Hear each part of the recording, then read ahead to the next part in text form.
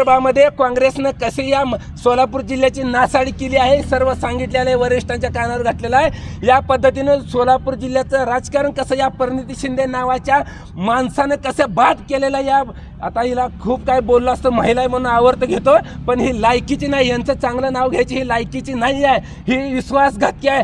त्यावेळेस खासदारकीच्या वेळेस आमचे आदरणीय खंदारे साहेबांनी सांगितलं होतं की परिणिती शिंदेच्यावर विश्वास ठेवू नका, परंतु आमच्यामधल्या काही गद्दारांनी आम्हाला देखील फसवलंय आणि आमच्या शिवसेनेमध्ये असणाऱ्या काही पदाधिकारी गद्दारांना पण सांगू इच्छितो, जर का आता इथून पुढच्या काळात जर त्या काँग्रेस बरोबर कुणी जर मिलीभगत केली असेल तर तुम्हाला देखील आता शिवसैनिकांचा इसका आणि वरिष्ठ अधिकाऱ्याचा इसका दाखवल्याशिवाय सोडणार नाही। अशा गद्दारांना घरचा रस्ता दाखवला जाईल। आम्हाला देखील आमच्या एका गद्दारांनी फसवलेला आहे, आमच्याशी खोटं बोललेलं आहे, याचा रिपोर्ट मी उद्धव साहेबांसमोर बसून देणार आहे। त्यांनी लोकसभेला कसं काय कारस्थान केलेलं आहे आणि म्हणून परिणिती शिंदे वाटत असेल की सगळी शिवसैनिक आणि पदाधिकारी विकले जातील।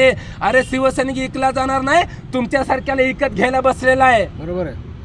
आणि या माध्यमातून आता यांना विचार आहे, तुम्ही जिल्ह्यात कुठेही दिसाल खासदारकी फक्त शिवसैनिकांच्या जीवावर मिळाली आहे, नाहीतर तुम्हाला गल्लीतल्या मंडळाचा अध्यक्ष देखील करायची अशी परिस्थिती राहिली नव्हती। काँग्रेस सोलापूर जिल्ह्यातून नव्हे तर महाराष्ट्रातून हद्दपार झालं होतं, फक्त उद्धव ठाकरे साहेबांचा तुम्हाला आशीर्वाद मिळाला म्हणून परिणिती शिंदे तुम्ही खासदार झालात। तुम्ही एवढ्या लवकर धोका दिला, एवढ्या लवकर असं वागाल असं वाटलं नव्हतं, पण तुम्हाला बरं केलं, तुम्ही वेळेत केलं। इथनं पुढच्या काळात तुम्ही खासदारकी विसरून जायचे, आता तुम्ही सपनात खासदारकी बघा, सपनात। आता घोडान मैदानाजवळ पुढच्या मध्ये तुम्ही जी कामं कराल, जसं वागाल तसं तिथल्या तिथं आम्ही तुम्हाला रस्त्यात अडवल्याशिवाय